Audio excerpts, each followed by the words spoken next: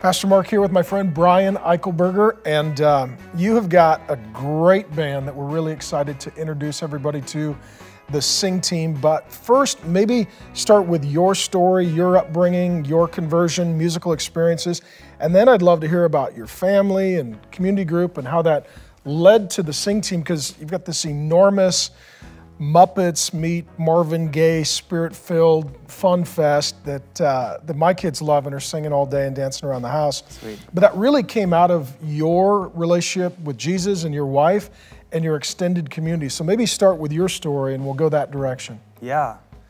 Well, I was born a young boy to my mother and father. How many kids in your family? Just me and my sister. Okay. Yeah, just two. Were you guys like a musical family, or? I guess so, yeah. We played instruments growing up. My mom sang in the Seattle Opera Company. Well, yeah, that's kind of musical, yeah. Brian. Yeah, how about your dad? Yeah, he plays piano and sings. Okay, your sister as well?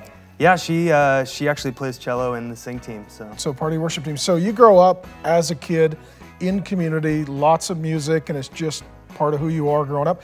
So fast forward a little bit, your conversion, your relationship with Jesus. Yeah, I became a Christian as a young boy, but I didn't really get a heart for God's glory until later in high school, when I realized, hey, it's about Him, not about just a... Just so you know, that's still pretty early. Yeah, like, yeah. Most guys are 40 and they just got a new idea right Yeah. there. You know, I mean, so as a teenager though, you're thinking pretty theologically to be thinking about God's glory, and my teenage life is not the center of the universe. Yeah, when I was 16, I started leading worship in my youth group. And after I started leading worship, I was like, wait, what is this about? Wait, it's not about me. So. And how old are you now? 29, just turned 29. So you've been leading worship 13 years at this point. Yeah, that's right.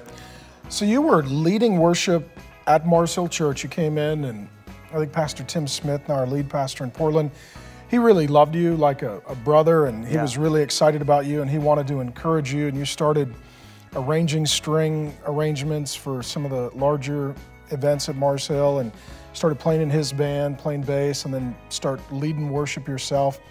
And you went on hiatus for a while, took a little bit of a break, and I think I kind of helped push you in that direction. And then you really reinvented your whole sound and style. It's like you had been leading over and over almost every week for so long that you didn't have a real opportunity to pull back and to consider, okay, if I could do it all over, how would I want to do it? What was that season like, and what came out of that? Yeah, the biggest thing there for me was getting to step out of leading week to week on Sundays.